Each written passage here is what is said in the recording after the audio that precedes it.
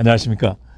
지난주에 이어서 마지막 회로 그 정부 및 민간단체들이 제공하는 노인복지 체크리스트에 대해서 진행하겠습니다.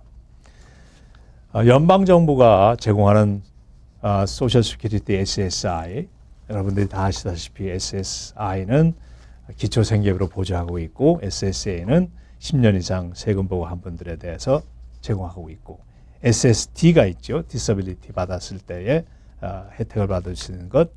그리고 그 소셜 시큐리티가 배우자로서 나는 그 소셜 시큐리티를 안 냈어도 배우자가 냈을 때에 배우자가 소셜 시큐리티를 받고 나도 은퇴 연령이 되었을 때 50%까지 받을 수 있는 배우자 혜택.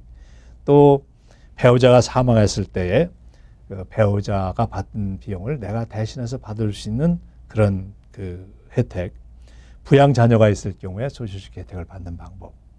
메디케어는 또한 이것도 메디케이드는 다르게 메디케어는 40시간, 40크레딧 이상 받을 때에 내가 받는 일종의 그 보험으로서 그것을 잘 받고 있는지 65세 되기 전 3개월 전에 신청을 해서 메디케어를 받고 A, B, C, D가 있고 65 전에 이전이라도 디서빌리티가 있으면은 메디케어를 신청할 수 있다.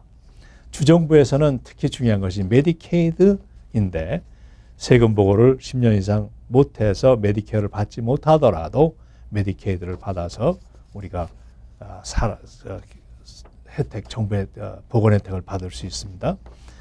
그런 것을 알고 있는가? 스냅, 그 연방정부 후원으로 섭생에 대한 보조를 하는데 푸드스탬프로 알려진 프로그램 알고 있는가?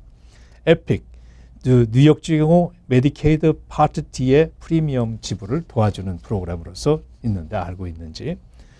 SSI 추가 보조는 연방에서 SSI를 주지만 SSP라고 해서 주정부에서 SSI의 일종의 애디셔널 마니를 좀 지불하는 것을 알고 있는가.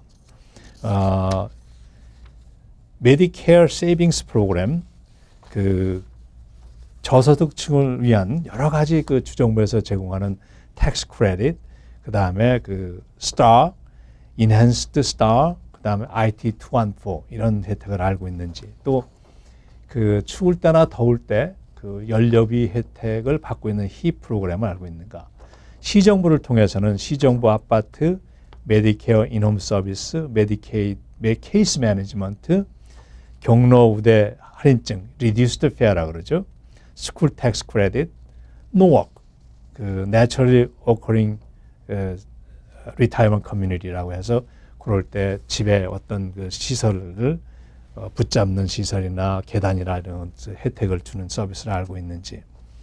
캉그루게임 밀, 시니어 센터 가시면 식사를 하실 수 있고 또 액세스 라이드에서 노인들의 버스 서비스를 활용할 수 있고 온난방 서비스, 그 다음에 시니어 엠플로이먼트, 55세 이상 저소득일 경우에 그 고용될 수 있는 프로그램, 이머전시 프리페어드니스, 갑자기 문제 생겼을 때 조그만 금액이나마 혜택을 받을 수 있고, 빌 페어 프로그램, 내가 좀 내 재정 관리 못할 때 의뢰해서 내 재정 관리를 할 수 있는 그런 시정부에서 제공하는 프로그램도 있습니다. 지역사회 프로그램의 그 영리 비영리 기관들이 실버타운을 개발하는 데도 있고, subsidized housing, affordable housing, assisted living, 그룹홈, 그 다음에 롱텀 케어 MLTC로 해서 우리가 그 데이케어도 많이 가시고 홈케어도 받으시죠. 스킬드 너싱 퍼실리티는 양로원을 말하지만은 메디케이드 있을 때, 메디케어 있을 때 좀 혜택 범위는 다르지만 거기에 대해서 알고 계시는지. 또 경로여관처럼 이런 프로그램도 있고 가정예로 배달하는 가정급식 프로그램, 프렌드리 비지팅, 엘더 뷰스, 노인들의 그 착취를 예방하는 그런 프로그램들, 그 다음에 법적인 서비스도 도와드리고 홈케어, 트랜스포테이션, 이머전시 얼럿, 이렇게 내가 목을 걸고 있거나 어떤 타치를 했을 때, 이머전시 때 그런 서비스가 있다는 걸 알고 계시는지. 소셜 엔게이지먼트는 나는 계속 지금 경제적인 활동을 하고 있는지, 아니면은 사회단체나 교회나 어떤 그룹에서 활동하고 있는지, 경로회관이나 대개혁 나가고 있는지, 친목회나 친구들이나 기타 사람들을 계속 만나고 있는지, 내가 손자녀들을 돌봐주고 있는가, 그런 능력이 있는 거, 또 하고 싶은데 못하는가. 그 가이드나 친척 또는 이웃들을 돕거나 자주 만나고 있는가? 만난다면 얼만큼 한 번씩 만나는가? 아니면 못 만난다면 왜 못 만나는가? 그런 것을 체크할 필요가 있습니다.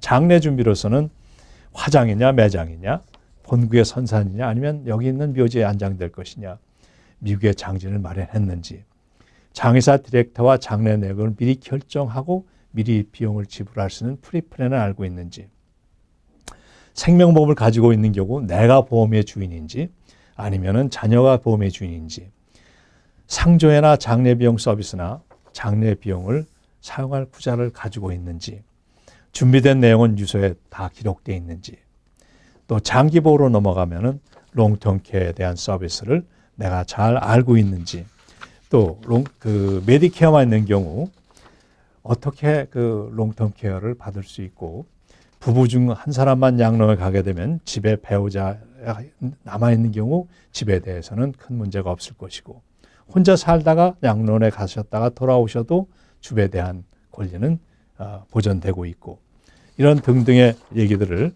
체크리스트를 보시면서 하나씩 짚어보시면은 전반적인 서비스를 내가 어느 정도 알고 있고 어떤 것은 더 알아야 되겠다는 것을 알 수가 있을 것입니다.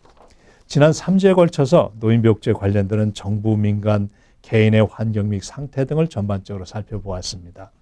똑같은 수입이 있더라도 환경에 따라 삶의 질이 달라질 수 있고 마음가짐에 따라서도 삶의 질이 향상될 수 있다고 봅니다.